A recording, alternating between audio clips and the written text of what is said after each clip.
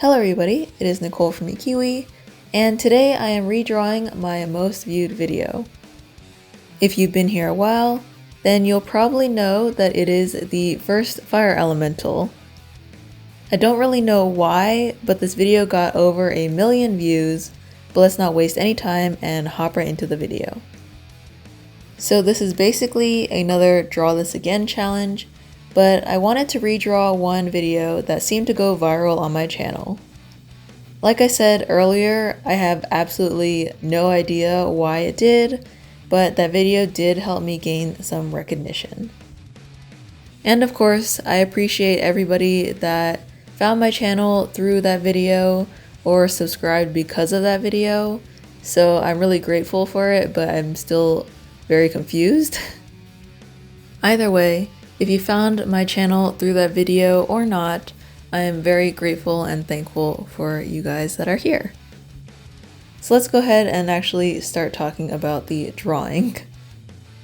I started off by referencing my own drawing, but for some reason I really struggle with the first sketch.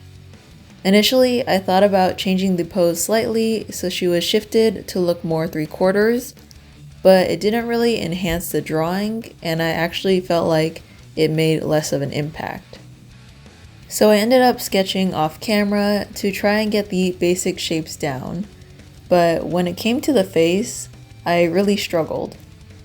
In my 2016 version, she has very large eyes, but my style has changed and developed since then, and I wanted to give her some personality and a better expression. I probably erased her face about 10 times before I decided to stop for the day and take a break. Fast forward the day after, and I ended up using my light box to trace my old sketch onto a new piece of paper. Not only did this help me get a fresh start, but the original piece of paper was actually getting very worn out and creased from all the erasing and hard sketching I was doing. So once I roughly transferred it onto a new piece of paper, I was able to fix the eyes to a way that I was satisfied with.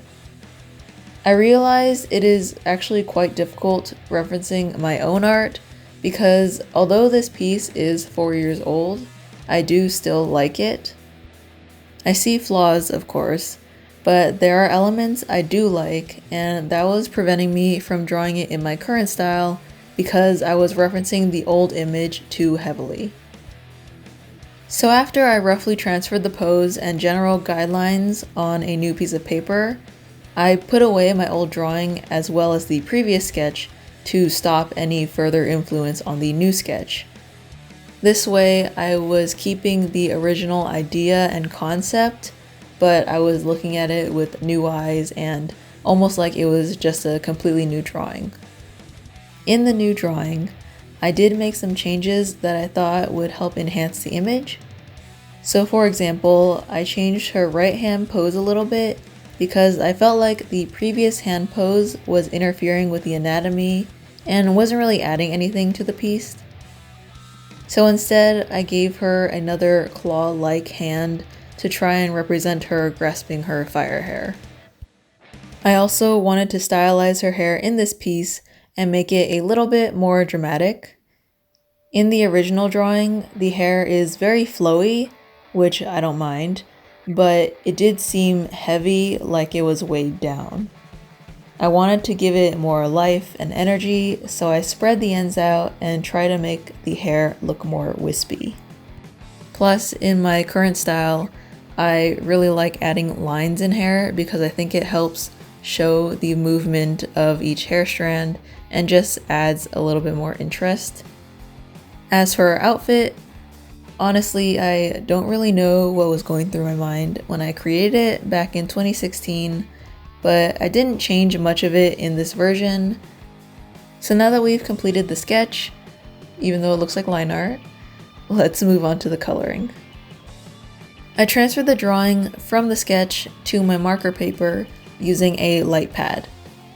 I find that marker paper works best for me when I know that I'm going to be doing a lot of layering, and I'll leave links in the description for all the materials I used if you're interested in that.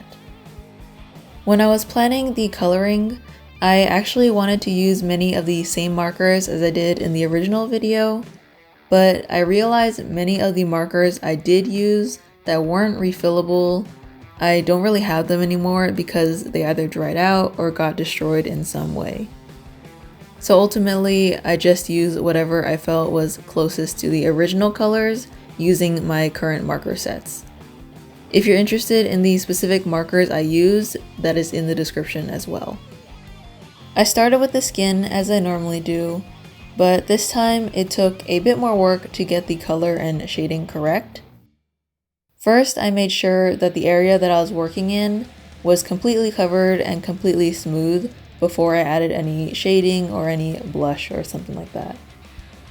I have a video tutorial on how to color smoothly with alcohol markers that shows all the methods that I use, so if you're interested in that, that's also in the description.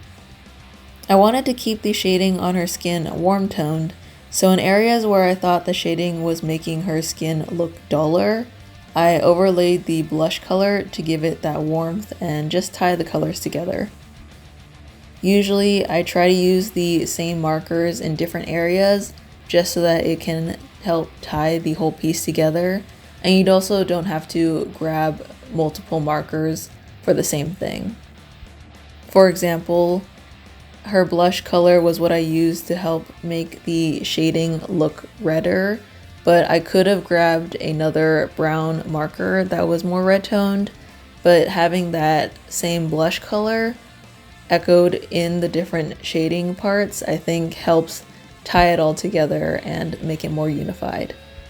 I was also trying to show more highlights and shadows because in the original I did very minimal shading, but I felt like after 4 years of practice, I could probably do a little bit better.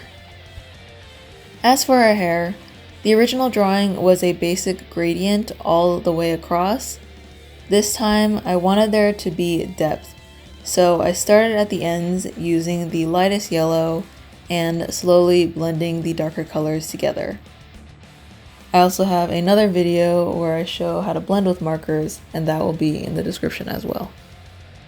I knew I wanted the roots of her hair to be red, so I blended everything in the front to that point.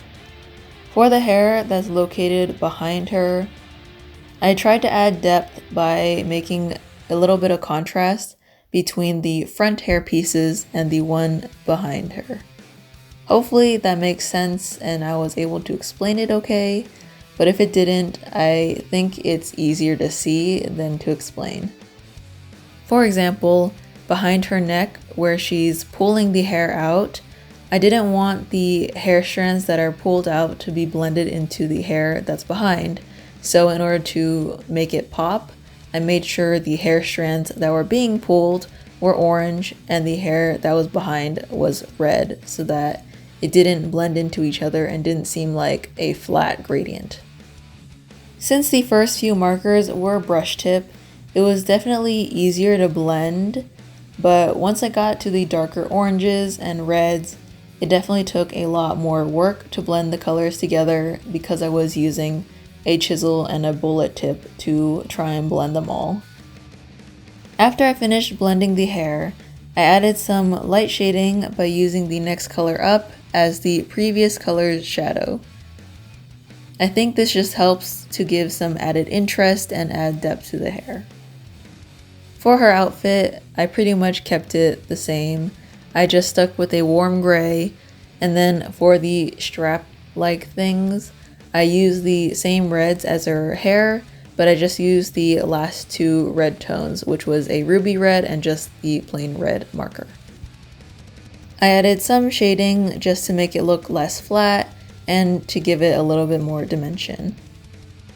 One thing I ended up changing in the coloring was actually her eye color. I remember on that video, one of the most common comments was that I should have made her eyes blue instead of orange. And now that I've applied it, I can definitely agree that it works much better and adds a very nice pop of contrast to her face, especially because orange and blue are complementary colors. Overall, I'm really pleased with the outcome of this drawing. When I was starting, I definitely struggled recreating this piece in my current style, and I had to fight the urge to heavily reference my old art. I can definitely see improvement and a development in my style, which I'm really glad it's getting somewhere.